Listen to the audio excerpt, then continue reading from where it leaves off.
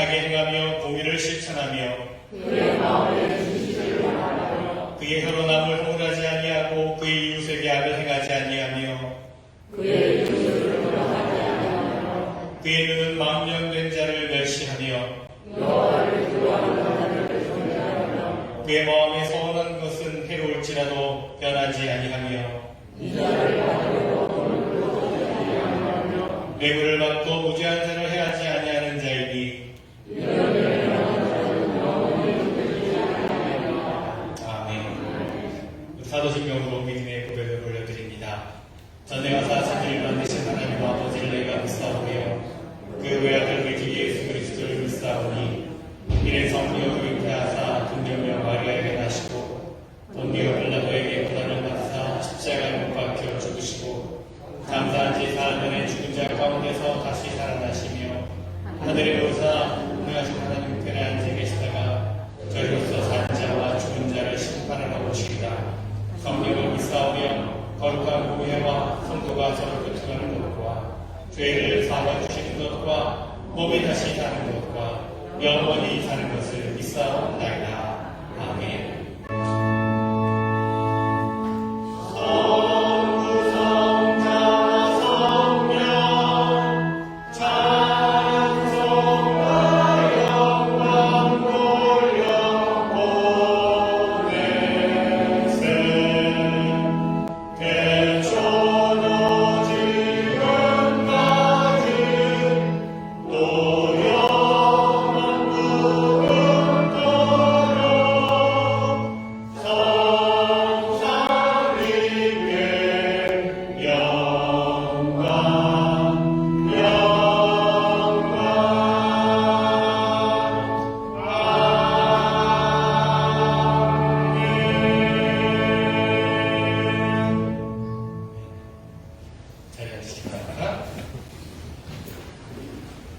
오늘도 거룩하고 또 기쁘고 된 주님의 날에 또 예배 자리에 함께 하신 여러분 한번 주님의 이름으로 축복하고 환영하고 사랑합니다.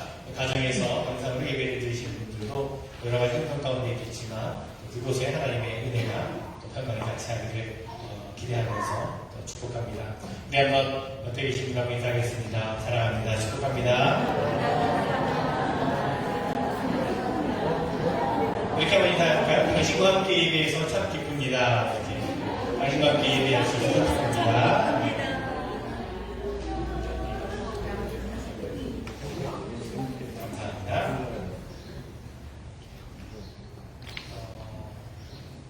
우리 몇 달 만에 한국 방문하시고 돌아오셔서 최영석 선생님 지난번에 한국 방문하실 때 미처 인사를 못 나누셨을 거예요. 어머님이 세상을 떠나셔서 장례 치료를 한국 가셨는데 주중에 갑자기 가시는 바람에 주일에 인사를 못 나눴는데 오늘 한국 방문 잘 마치시고 또 장례 잘 마치시고 돌아오셨습니다. 우리 여전히 축복하고요. 또 서로 교제하시고 위로해 주시기를 부탁을 드리겠습니다. 감사합니다. 우리 교회 소식을 나누도록 하겠습니다. 금요일 저녁에 금요일 찬양 예배가 있습니다. 금요일 저녁에 함께 하셔서 함께 찬양하고 또 기도하며 또 은혜를 나누는 시간 가지시면 좋겠습니다. 속회 안내해드립니다. 오늘 예배 후에 속장 모임을 갖도록 하겠고요. 다음 주는 우리 속회 모임으로 마지막 주일인데요. 4월 마지막 주일입니다. 5번째 주일이기 때문에 속회별로 아마 예찬을 준비하셔야 될 것 같아요. 아마 숙장님께서 또 말씀하시겠지만 다음 주일은 속회 모임으로 예배 후에 모이도록 하겠습니다. 한글학교가 진행 중에 있습니다. 여러분 계속해서 또 관심과 기도를 부탁드리고요. 이제 졸업식이 또 다가오게 되는데 여러분 가정에서 졸업하는 자녀들 혹은 손주들 있으시면 명단을 알려주시면 사무실로 알려주시면 혹은 저에게 말씀해 주시면 감사하겠습니다. 프리스쿨부터 대학원까지 혹시 졸업자 있으시면 말씀해 주시기 바랍니다. 교회 장학금 신청을 받습니다. 대학 입학 자녀, 대학 입학 예정인 분들, 후보님들 자녀를 대상으로 합니다. 사무실에서 신청서가 준비되어 있습니다. 신청해 주시면 되겠습니다. 어제 남성교회 분들이 몇 분들이 도와서 우리 어린아이들이 예배를 드리는 교회 앞에 교실 바닥을 좀 청소를 했습니다. 오래된 카페 때문에 냄새가 나서 아무리 청소를 해도 쉽지 않아서 아이들이 건강을 위해서 카펫을 걷어내고 새롭게 이제 바닥을 칠을 하려고 하는데 남성교회에서 수고해 주셨습니다. 오늘 오후에도 이제 페인트 칠하고 청소하는 작업을 좀 하게 될 텐데, 그럼 또 항상 협력해 주시면 감사하겠고, 우리 이번 토요일에 아마 저희 교회 주방 레노베이션이 진행될 것 같습니다. 그동안 참 오랫동안 또 기다렸고 또 원했던 일인데, 토요일 날 이제 주방 레노베이션 작업을 하게 됩니다. 여러분들 관심과 협력을 부탁드리겠습니다. 교회 학교 교사로 섬기실 원하시는 분들은 언제든지 환영입니다. 말씀해 주시기를 바라고요. 개인적인 기도의 제목, 또 가정의 기도의 제목 있으시면 알려주시고, 신방받기 원하시는 분들 있으시면 언제든지 말씀해 주시기를 바랍니다. 오늘 예시하는 티나 이락강의 권사님 가정, 또 송재호 한유주 집사님 가정에서 섬겨주셨고, 재단위원은 티나 이락강의 권사님 가정에서 헌신해 주셨습니다. 감사드립니다. 이 시간 기도하실 때 김정욱 권사님께서 대표 기도 인도해 주시겠습니다.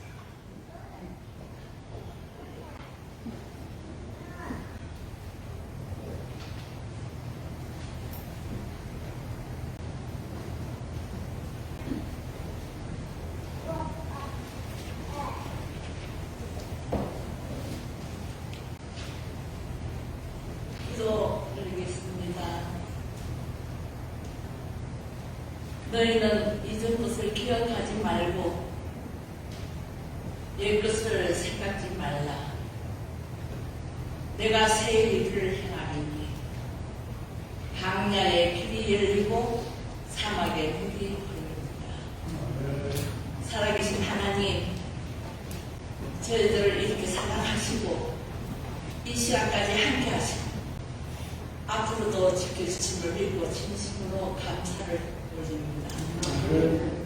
이 시간 신령과 진정으로 예배 드리오니 우리들의 예배를 받아주시고 하나님의 은혜가 이 예배 가운데 충만하시기를 간절히 바랍니다.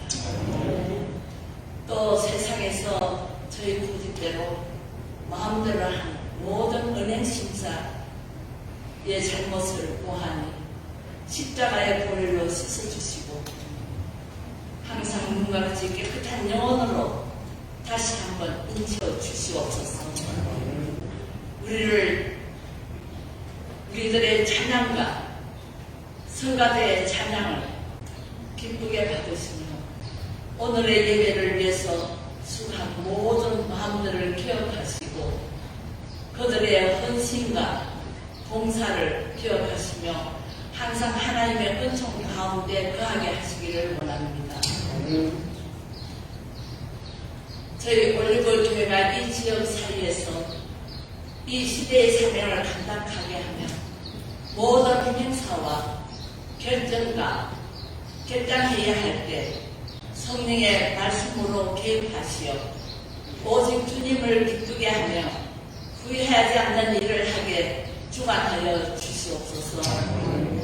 세상의 혼란과 혼돈 속에서도 흔들리지 않게 하시며 오직 목적을 주님께 맞추게 하옵소서.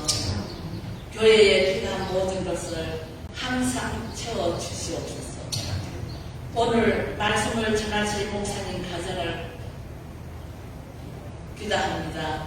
항상 그 가정이 건강하게 하시고 오늘도 말씀을 대언하실 적에 성령 충만한 가운데 능력 주셔서 듣는 자가 아멘으로 화답하기를 바랍니다. 하나님의 영광이 가득한 이 자리에 희망과 소망을 안고 성전을 나가는 모든 예배사가 되길 믿고 예수님의 이름으로 기도 올렸습니다.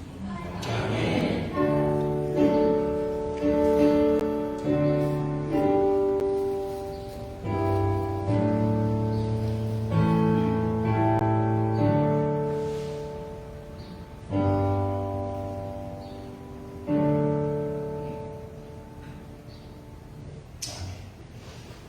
오늘 우리 주신 하나님의 말씀은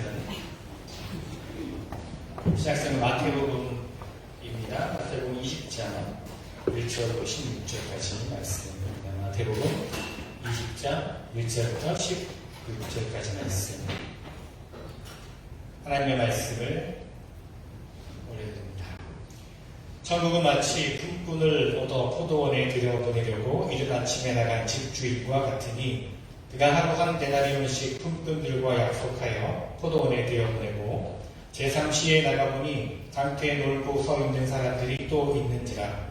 그들에게 이르되 너희도 포도원에 들어가라. 내가 너희에게 상당하게 주리라 하니 그들이 가고 제6시와 제9시에 또 나가 그와 같이 하고 제11시에도 나가보니 서 있는 사람들이 또 있는지라. 이르되 너희는 어찌하여 종일토록 놀고 여기 서 있느냐. 이르되 우리를 품꾼으로 쓰는 이가 없으니이다. 이르되 너희도 포도원에 들어가라 하니라. 저물매 포도원 주인이 청지기에게 이르되 품꾼들을 불러 나 죽은 자로부터 시작하여 먼저 온 자까지 삭슬 주라 하니 제11시에 온 자들이 와서 한 데나리온씩을 받거늘 먼저 온 자들이 와서 더 받을 줄 알았더니 그들도 한 데나리온씩 받은지라. 받은 후 집주인을 원망하여 이르되 나중은 이 사람들은 1시간밖에 일하지 아니하였거늘 그들을 종일 수고하며 더위를 견딘 우리와 같게 하였나이다. 주인이 그 종의 한 사람에게 대답하여 이르되 친구여 내가 내게 잘못한 것이 없노라. 내가 나와 한 데나리온의 약속을 하지 아니하였느냐. 내 것이나 가지고 가라. 나중 온 이 사람에게 너와 같이 주는 것이 내 뜻이니라. 내 것을 가지고 내 뜻대로 할 것이 아니냐. 내가 선함으로 내가 악하게 보느냐. 이와 같이 나중된 자로서 먼저 되고 먼저 된 자로서 나중되리라. 아멘. 간만에 찬양한 기호로입니다.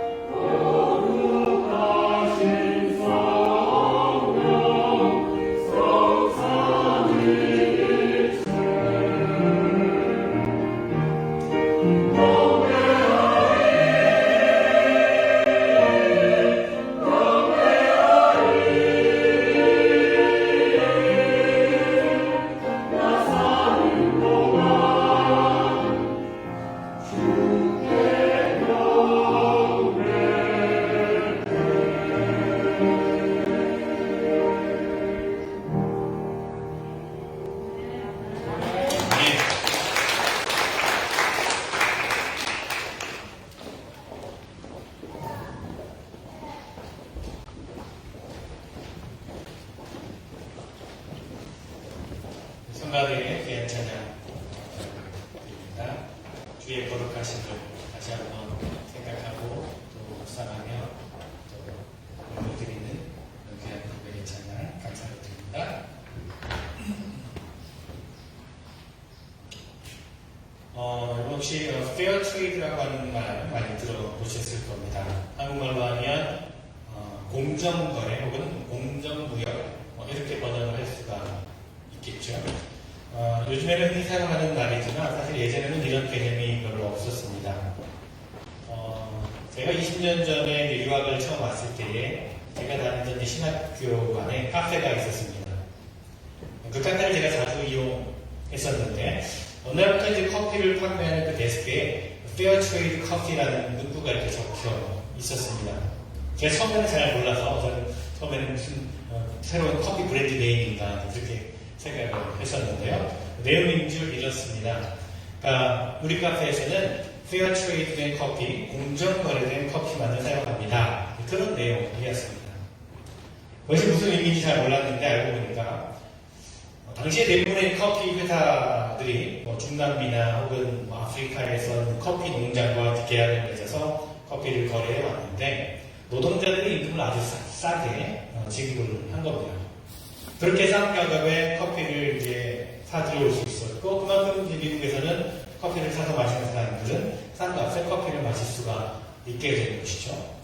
그러다 보니까 상대적으로 커피를 생산하는 농가나 또 노동자들은 그 가난의 문제를 벗어날 수 없게 되는 그런 상황인 겁니다. 그래서 이 공정무역에서는 페어 트레이드에서는 노동자에게 정당한 임금을 지불하고 커피도 정당한 가격을 지불하자라고 하는 것입니다. 그래서 농장의 자립도 돕고 또 노동자들의 삶도 나아지게 하자라고 하는 그런 취지이죠. 그래서인지 그 카페의 커피 가격은 다른 카페보다 조금 더 가격이 높았습니다. 그래도 저는 그 취지를 알고 기꺼이 또 기쁜 마음으로 조금 더 가격을 지불하고서라도 공정무역으로 거래된 그 커피를 마셨습니다. 그랬던 기억이 있습니다. 지금은 공정무역이라고 하는 것이 많이 보편화되었죠. 그렇습니다. 공정한 것은 필요하고 또 중요한 것입니다. 제가 운동을 참 좋아하고 잘하는 편이기도 한데 이상하게 제가 달리기는 잘 못하는 편입니다. 아마도 제가 어렸을 적부터 그랬던 것 같아요. 달리기만 하면 늘 자신이 없었습니다. 빨리 달리는 것이라든지 오래 달리는 것이든지 아무튼 달리기는 잘 못했어요. 그래서 학교에서 어렸을 적에 운동회 같은 거 하면 이제 달리기 시합 같은 거 하면 내가 꼴찌는 하지 말아야지 라고 해서 그 출발선에 딱 섰을 때 한 발짝 살짝 앞에 이렇게 나섰던 그런 기억이 있는데 그럴 때마다 선생님이 이제 뒤로 가라, 선 뒤로 가라, 출발선 뒤로 가라고 항상 말하셨던 기억이 있습니다. 왜냐하면 같은 출발선상에서 서야 공정하기 때문에 그렇습니다. 달리기 시합을 할 때는 모두가 다 똑같은 출발선에 서 있어야 되는 것입니다. 똑같은 곳에서 출발을 해야 공정하게 누가 잘 달렸는지를 가늠할 수가 있는 것이죠. 조금이라도 앞서서 출발을 한다든지 출발 신호가 나기 전에 먼저 출발하는 것은 부정 출발이 됩니다. 공정한 것이 아니죠. 그렇습니다. 달리기 시합도 그렇고 또 비즈니스를 하는 것도 마찬가지고 세상에서는요 공정한 것이 중요하고 또 공정한 것이 필요하다고 생각을 합니다. 아이들이 노는 것을 이렇게 지켜보고 있으면요 아이들의 입에서 자주 표현되는 그런 말이 있다는 것을 우리가 알게 되는데요 같이 잘 이제 어울리다가도 다투게 될 때가 있는데 그럴 때 가장 아이들이 많이 쓰는 표현이 있습니다. 뭐냐면 영어로 It's not fair. It's not fair. 여러분도 많이 아마 들어보시는 말일 겁니다. 그건 공정하지 않아요. 라고 하는 말입니다. 저 친구가 어떤 놀이를 하고 있으면 자기도 그것을 꼭 해야겠다는 거죠. 저 친구가 비디오 게임을 하고 있으면 나도 비디오 게임을 해야 되고 저 친구가 공부를 하지 않고 쉬고 있으면 나도 쉬어야겠다 라고 하는 것이죠. 언니가 형이 그 선물을 받았으면 나도 그 선물을 받아야 한다는 것입니다. 그것이 공정하다는 것입니다. 아이들의 눈은 그렇습니다. 공정하지 않다라고 느껴지면 바로 It's not fair 라고 외칩니다. 그렇습니다. 세상의 법칙은 그렇습니다. 또 그래야 합니다. 다른 사람들과 함께 공정하고 공평하게 출발선에 서 있는 것이 다른 세상을 만드는 건강한 법칙일 것입니다. 아메리칸 드림을 꿈꾸며 미국에 이민을 온 많은 1세대의 한 어르신들의 이야기를 들으면 그래도 과거에는 노력한 만큼 성공할 수가 있었고 또 같은 조건에서 경쟁할 수 있었기 때문에 미국에서 자신의 꿈을 펼칠 수 있었다라고 말씀들을 하십니다. 열심히 노력해서 능력과 뜻을 펼칠 수 있었노라 라고 말을 합니다. 물론 그렇지 못한 경우도 많이 있었습니다. 공정하게 출발선에 서 있는 것 같지만 여러 가지 언어적인 혹은 문화적인 혹은 인종적인 차이 때문에 차별을 겪는 경우가 있기 때문입니다. 어찌되었든 세상의 건강한 법칙은 공정함이라고 하는 것입니다. 공정하지 않으면 안 된다는 것입니다. 가정에서도 직장에서도 또 비즈니스에서도 학업에 있어서도 공정함이 있어야 합니다. 페어니스가 있어야 합니다. 요즘은 교회에서도 이러한 공정성에 대한 이야기들을 많이 들을 수가 있습니다. 자, 그런데요, 오늘 우리가 읽은 말씀은요, 이러한 어떤 공정성의 시각을 가지고 공정함의 어떤 관점을 가지고 읽었을 때 참 이해하기 어려운 말씀입니다. 오늘 본문의 말씀에는요, 공정한 법칙이 없어 보이기 때문입니다.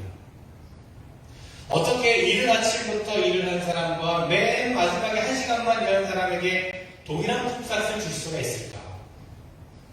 만약에 비즈니스를 운영하는 분이 이런 식으로 직원들에게 급여를 준다면 오래 일하는 분들의 사기가 떨어질 것은 분명합니다. 또 원칙이 없다라고 하는 비난을 받게 될 것입니다. 사장님이 공정하지 않다라고 하는 컴플레인을 듣게 될 겁니다. 그런데 오늘 말씀을 통해서 즉 불공정하게 보이는 이 말씀을 통해서 예수님께서는 하나님 나라의 법칙에 대해서 우리에게 말씀해 주고 계십니다. 오늘 말씀은 예수님께서 하나님 나라의 비유로서 주시는 말씀이기 때문입니다. It's not fair 라고 외칠 수밖에 없는 그런 상황인데 그 공정하게 보이지 않는 상황을 통해서 하나님 나라에 대한 말씀을 우리에게 지금 주시는 겁니다. 저는 이 말씀을 묵상할수록 제 마음에 이 말씀을 해석하는 데 있어서 걸림돌이 있다는 것을 알게 되었습니다. 이 비유가 굉장히 불편하게 다가왔기 때문입니다. 왜냐하면 세상의 상식으로 보자면 공정거래의 어떤 차원에서 보자면 이른 아침부터 이런 사람의 불평의 그 말이 굉장히 일리 있게 보이기 때문입니다. 여러분은 그렇지 않습니까? 여러분도 아마 그런 생각을 가지고 계실 겁니다. 그런데 이 말씀에 대해 묵상을 하면서 제가 깨닫게 되는 것은 제가 제 자신을 이른 아침부터 이런 일꾼으로 여겼다라고 하는 것입니다. 이른 아침부터 나와서 일을 한 사람의 그 감정이 저의 감정과 일치되었기 때문입니다. 감정이입이 된 것이죠. 그러니 불편하게 느껴졌던 겁니다. 마지막 절에 나중된 자가 먼저 되고 먼저 된 자가 나중될 것이다 라고 하신 말씀도 자기 자신을 늘 먼저 된 자라고 느끼는 사람들에게는 굉장히 불편하게 다가오는 말씀입니다. 그런데 가만히 생각해보면 이 비유의 말씀이 저를 불편하게 하는 것이 아니었습니다. 사실은 제 마음이 저를 불편하게 했다는 것을 알 수 있었습니다. 비유의 말씀이 문제가 아니라 제 마음이 문제라는 것이죠. 사실은 나는 처음부터 일을 한 사람, 나는 먼저 나와 수고한 사람, 나는 고생하고 노력한 사람이라고 하는 이 마음이 은연중에 제 안에 있었고 그 마음으로 자꾸만 다른 사람과는 내가 다르다라고 하는 교만함으로 자리를 잡고 있었기 때문입니다. 저도 모르게 어떤 신앙적인 우월감에 빠져 있었던 겁니다. 당연히 나는 다른 사람들보다 더 많이 받아야 될 것이고 더 인정을 받아야 할 것이라고 은연중에 생각하고 있었던 겁니다. 그래서 이 말씀을 읽을 때 불편했던 겁니다. 그렇습니다. 내가 첫째라고 내가 먼저 온 사람이라고 생각했을 때에 이미 제 안에 다른 사람들보다 내 자신이 더 위에 있다라고 하는 그런 어떤 교만함이 싹 트기 시작한 겁니다. 그러나 여러분, 오늘 말씀을 통해서 우리는 하나님의 자비하심과 은혜를 볼 수가 있습니다. 누구에게나 동일하게 주어지는 하나님의 은혜를 말씀을 통해서 깨닫게 된다는 것입니다. 사실 이른 아침부터 일어난 일꾼에게 포도원 주인이 약속과 달리 적은 임금을 준 것은 결코 아닙니다. 약속한 만큼, 약속한 대로 품삯을 주었던 것입니다. 1시간밖에 일을 못한 사람에게도 동일한 품삯을 준 것은 포도원 주인의 자비하심을 나타내는 것이었습니다. 포도원 주인의 입장에서 보면요, 모두가 모두에게 공정하게 준 것입니다. 약속대로 준 것입니다. 그런데 더 많이 받아야겠다라고 느낀 사람의 입장에서는 이것이 공정하지 않은 것으로 보여지는 것이죠. 공정하지 못하다고 생각했던 이유는 포도원 주인의 자비의 마음을 몰랐기 때문입니다. 은혜의 특성이 무엇인지를 몰라서 그렇습니다. 무엇이 은혜인지, 은혜를 체험해보지 못해서 그렇습니다. 사도 바울은 하나님의 은혜와 우리의 죄에 대해서 로마서 5장 20절에 이렇게 말하고 있습니다. 율법은 범죄를 증가시키려고 끼어들어온 것입니다. 그러나 죄가 많은 곳에 은혜가 더욱 넘치게 되었습니다. 자, 이 말씀을 잘못 해석하게 되면요, 율법이 없어지면 범죄도 줄어들고 또 은혜를 더 받기 위해서 일부러 죄를 지어야 하고 죄 가운데 살아야 하는 것으로 이해할 수가 있습니다. 그러나 이 말씀은 율법이 있는 만큼 무엇이 죄인지를 알게 된다는 말입니다. 또한 죄의 양만큼 은혜가 많다는 것이 아니라 하나님의 은혜는 죄가 많든지 적든지 동일하게 차고 넘친다라고 하는 것을 의미한다고 볼 수가 있습니다. 그러니 이 말씀을 바꾼다면 이렇게 바꿀 수가 있습니다. 율법은 죄를 드러나게 해서 무엇이 죄인지 보여줍니다. 그러나 죄가 얼마나 많든 하나님의 은혜는 모두에게 동일하게 차고 넘칩니다. 이렇게 바꿀 수 있을 것입니다. 여러분, 하나님의 은혜는 누구에게는 부족하고 누구에게는 차고 넘치는 그런 은혜가 아니라는 것입니다. 죄의 깊이가 어떠하든지 하나님의 은혜는 모든 허물을 덮고 모든 죄를 용서할 수 있는 엄청난 은혜입니다. 하루 종일 일한 사람에게도 넘치는 은혜이고 1시간을 일한 사람에게도 넘치는 은혜입니다. 하나님의 은혜는 교회를 오래 다닌 분들에게나 오늘 처음 나온 분들에게나 동일합니다. 신앙의 연수로 하나님의 은혜가 달라지지 않는다는 것입니다. 하루 종일 일하는 품꾼이나 마지막 1시간 일을 한 품꾼이나 한 데나리온의 은혜는 동일했습니다. 더 많이 받을 은혜도 없고 더 적게 받을 은혜도 없었습니다. 마지막 1시간을 일한 품꾼의 입장에서 보면 이보다 더 감사한 일도 없습니다. 은혜가 더한 것으로 느껴지는 것이죠. 예수님 당시에 일용직 노동자들은요, 누구에게 속해 있는 종이 아니었기 때문에 자유로움은 있었지만 어떤 제도화된 어떤 임금, 즉 주인으로부터 받을 수 있는 고정적인 임금 체계가 없었습니다.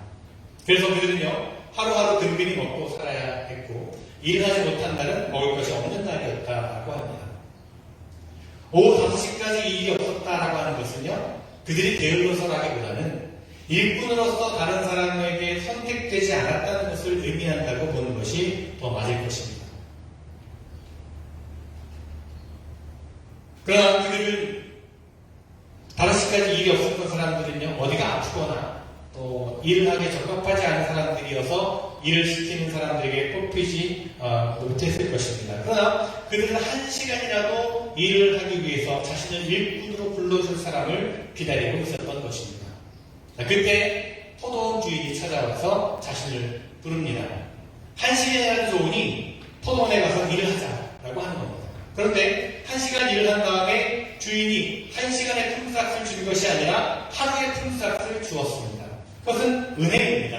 감사입니다. 그래서 그는 포도원 주인에게 감사의 마음이 가득합니다. 여러분, 어찌 보면 우리는 은혜가 은혜로 여겨지지 않는 세상에 살아가고 있는 것 같습니다. 하나님의 은혜를 받았다라고 여기지만 하나님의 은혜가 왜곡되고 묻혀버리는 세상이라고 하는 것입니다. 하나님의 은혜가 자칫 나의 노력, 나의 수고, 나의 헌신으로 묻힐 수 있기 때문에 그렇습니다. 내가 받은 은혜를 내가 이룩한 것, 내가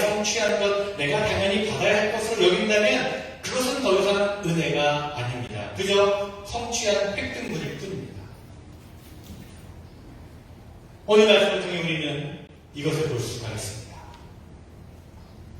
내가 가진 것을 자랑하는 사람은요, 가진 모든 것이 자신의 노력의 대가라고 여기는 사람입니다.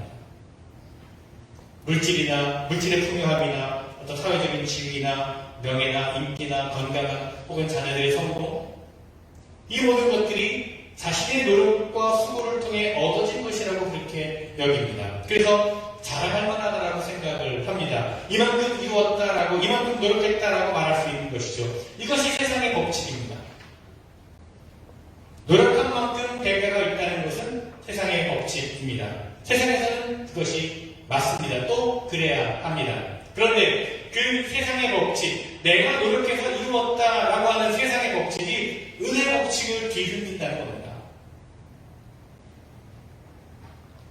그러니 내 삶에 은혜로 인한 진정한 감사가 넘치는 것이 아니라 내가 이룬 업적이라고 생각하는 것들로 인해 자랑이 넘치게 되는 것이죠. 그러나 오늘 본문의 말씀은요, 하나님 나라의 법칙을 우리에게 보여주고 있습니다. 즉 나의 노력이 아니라 모든 것이 하나님의 은혜이며 하나님의 선물이라는 것입니다. 내가 가진 것은 내가 이룬 것이 아니라 하나님께서 은혜로 주셨다는 것을 인정하는 것입니다. 이렇게 하나님의 은혜를 인정하는 사람은요, 내가 가진 것을 자랑하지 못합니다. 왜냐하면 내가 한 것이 아니라 하나님께서 주신 은혜이기 때문입니다. 그래서 결국 자랑할 것은 하나님밖에 없는 겁니다. 하나님만이 나의 자랑이라는 것이죠. 자, 그렇게 하나님의 은혜를 인정하는 사람들의 특징이 무엇입니까? 겸손함입니다. 내 것이 아니니 가진 것을 자랑할 수 있는 것이 아니라 그것을 주신 분을 자랑하는 것이 맞습니다. 내가 아니라 그분이 주신 것이고 그것이 바로 겸손이라고 하는 것입니다. 그런데 내가 받은 은혜를 인정하지 못하고 자꾸만 다른 사람들과 비교하게 될 때 뭔가 부족하다고 느끼게 되는 겁니다. 감사하지 못하고 불평하게 되는 겁니다. 그것이 우리의 모습입니다. 우리가 그렇다는 겁니다. 주신 은혜에 감사를 모르고 다른 이와 비교해서 네 것이 큰지 내 것이 큰지 따지는 거죠. 여러분, 오늘 말씀은요, 천국, 하나님 나라의 비유하고 분명히 말씀해 주고 계십니다. 주목해서 우리가 보아야 될 부분이 1절 말씀인데 이렇게 되어 있습니다. 천국은 마치 품꾼을 얻어 포도원에 들여보내려고 이른 아침 나간 집주인과 같으니. 자, 짧게 풀어보자면 이런 겁니다. 하늘나라는 어떤 포도원 주인과 같다. 이런 말입니다. 마태복음 18장에 나오는 두리안 종의 이야기에서도 하늘나라의 비유 말씀인데 18장 23절에 보면 이렇게 되어 있습니다. 천국은 마치 자기 종들과 샘을 가리려는 어떤 왕과 같다. 그렇게 말합니다. 자, 이 말씀을 짧게 풀자면 이렇게 됩니다. 하늘나라는 어떤 왕과 같다. 여러분, 우리 대부분은 사실 하늘나라가 어느 특정한 장소인 줄 알고 있습니다. 하늘나라가 어느 시기에 임하는 나라인 줄 알고 있습니다. 그런데 오늘 하늘나라에 대한 이 비유의 말씀을 통해서 예수님께서는 천국은, 하나님의 나라는 어떤 사람과 같다라고 말씀해 주고 계십니다. 하늘나라는 어떤 사람과 같다라고 하는 말씀을 여러분 생각해 보십시오. 그렇다면 저도 여러분도 하늘나라가 될 수 있다는 말입니다. 빚을 창감해 주었던 왕과 같이 똑같은 품삯으로 넉넉히 주었던 포도원 주인같이 우리도 하늘나라와 같이 될 수 있다는 말씀입니다. 하나님의 은혜가 있는 곳, 그것이 하늘나라입니다. 하나님의 은혜가 베풀어지는 곳, 그것이 천국입니다. 하늘나라는 이곳 저곳이라고 하는 장소에 있는 것이 아니었습니다. 하늘나라는 너희 안에 있다고라고 말씀하신 주님의 말씀은 진리입니다. 감당할 수 없는 은혜를 받은 우리 안에 하늘나라가 이루어져야 한다는 것입니다. 이른 아침부터 일하는 일꾼처럼 나와 다른 사람을 비교하는 것으로 우리가 받은 은혜를 잃어버리지 말아야 할 것입니다. 먼저 왔다라고 생각했는데 나중에 되는 일이 없도록 우리가 은혜를 잊어버려서는 안 될 것입니다. 저는 여러분 모두가 하늘나라와 같기를 간절히 바랍니다. 동일한 은혜, 넘치는 은혜가 있을 때 우리가 바로 하늘나라입니다. 내가 이룬 것, 내가 소유한 것을 자랑하는 세상의 법칙이 아니라 오직 하나님의 은혜로 살아간다라고 하는 하늘나라의 법칙으로 살아가면 그러면 그곳이 바로 어디 있는지 하늘나라가 되는 것입니다. 우리 주변에 보면 어려운 이들을 찾아가고 돌보는 사람들을 보게 됩니다. 병원이든지 양동원이든지 케어홈이든지 홈리스 쉘터 같은 곳을 방문해서 섬기는 분들이 있습니다. 외로운 분들, 홀로 있는 분들, 아픈 분들 찾아가 돌보는 분들이 있습니다.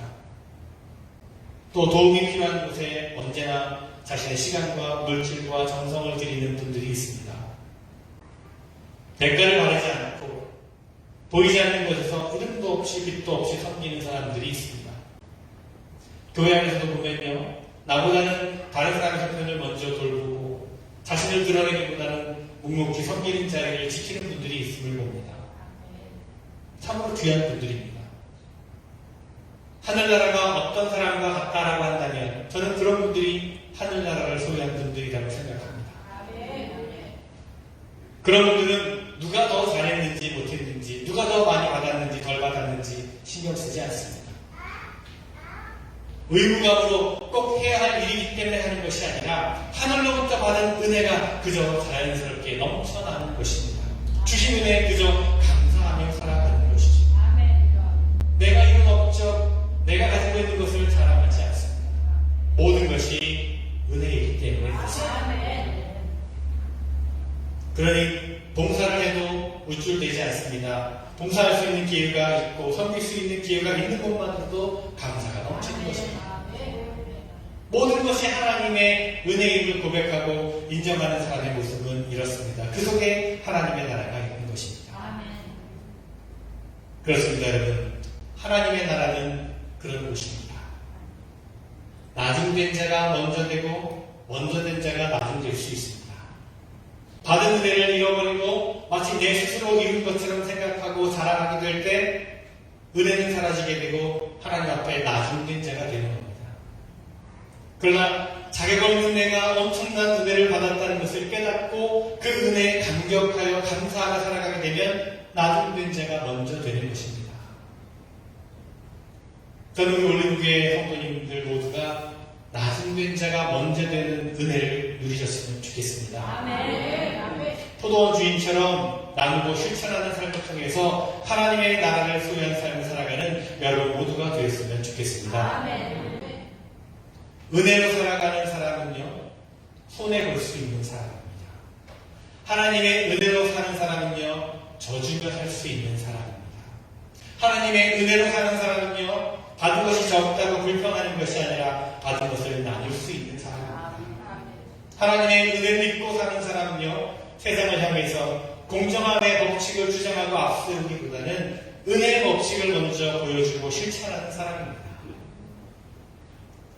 그래서 세상을 따뜻하고 아름답게 만드는 사람들입니다.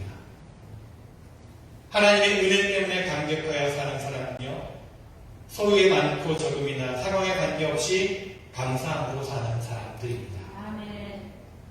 한 데나리온이 어떤 사람에게는 불공정한 것처럼 보일지라도 한 데나리온은 모두에게 주고 차고 넘치는 넉넉함이 될 수 있습니다. 이러한 하나님의 은혜, 하나님의 법칙을, 은혜의 법칙을 따라 사는 사람이 바로 하나님 나라를 소유한 사람입니다. 또한 그런 사람, 하나님의 나라를 소유한 사람들이 모인 곳이 바로 교회입니다. 저는 우리 올림교회가 그런 교회가 되었으면 좋겠습니다. 우리 올림교회가 하나님 나라를 소유한 사람들로 가득 차고 넘쳤으면 좋겠습니다. 내가 가진 것을 자랑하는 것이 아니라, 내 목소리를 높이는 것이 아니라, 내 주장을 드러내는 것이 아니라 겸손하고 낮아져서 값없이 주시는 하나님의 은혜에 대한 감사의 고백이 넘쳐나는 그런 올림교회가 되었으면 좋겠습니다. 여러분, 하나님 나라를 소유한 사람이 되라고, 하나님 나라를 소유한 삶을 살아가라고 지금 주님께서 우리에게 말씀해주고 계십니다. 하나님의 은혜로 살아가는 삶이 하나님 나라를 소유한 삶이라는 것을 오늘 우리에게 말씀해주고 계십니다. 하나님 나라를 살아가는 저와 여러분이 되기를 간절히 바랍니다. 노력의 대가가 아니라 하나님의 은혜로 살아가게 될 때 우리는 분명히 하나님 나라를 소유한 삶을 살 수 있게 될 것입니다. 그런 삶을 살아가는 저와 여러분 되시길 간절히 주님의 이름으로 축원을 드립니다. 기도하겠습니다. 우리에게 은혜를 베풀어 주신 하나님 감사드립니다. 그러나 우리는 우리가 받은 은혜를 소중하게 여기지 못하고 불평하고 원망해 오지 않았는지 다시 한번 우리의 모습을 돌아봅니다. 나보다 적게 일한 사람과 같은 품삯을 받는지 이해할 수 없었던 우리의 모습이었습니다. 하지만 하늘의 법칙, 은혜의 법칙을 보니 우리에게 주신 한 대나리온도 은혜인 것을 깨닫게 됩니다. 남과 비교하지 않게 하시고 포도원 주인처럼 하늘나라를 사는 저희를 되게 하여 주시옵소서. 세상의 것 자랑하지 말게 하시고 오직 받은 은혜를 통해서 하나님을 높이고 감사하는 저희들의 삶이 되게 하여 주시옵소서. 오직 은혜로 사는 저희들 모두가 되게 하여 주시옵소서. 예수 그리스도의 이름으로 기도드리옵나이다. 이렇게 말씀을 생각하면 찬양하시겠습니다.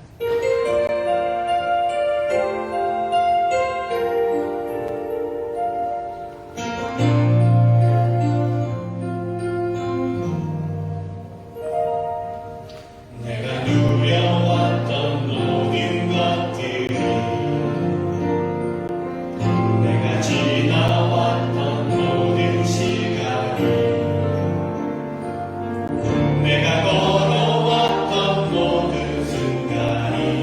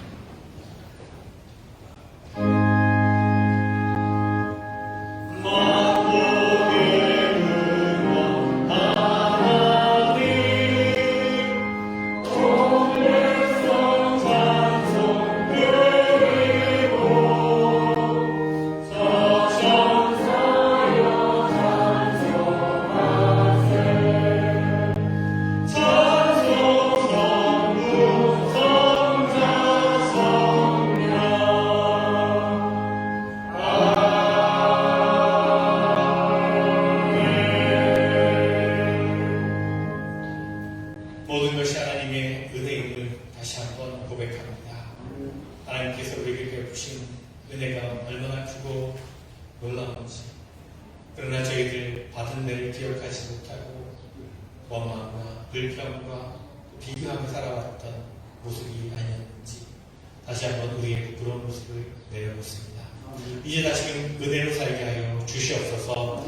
하나님의 은혜를 고백하고 감사하며 전하는 삶을 살아가게 하여 주시옵소서. 우리에게 베푸신 은혜를 다시 한번 기억하며 감사의 마음을 드리는 이 예물을 기뻐 받으시옵소서. 드려진 모든 손길마다 더욱더 하나님의 은혜가 풍성하게 하시고 채워지게 하시고 그 삶의 자리가 하나님 나라가 되게 하여 주시옵소서. 드려진 모든 예물 하나님께서 기뻐 받으시며 하나님 나라에 하나님의 은혜와 사랑의 필요한 곳에 쓰여진 예물 되게 하시고 감사하며 예수 그리스도의 이름으로 기도드리옵나이다.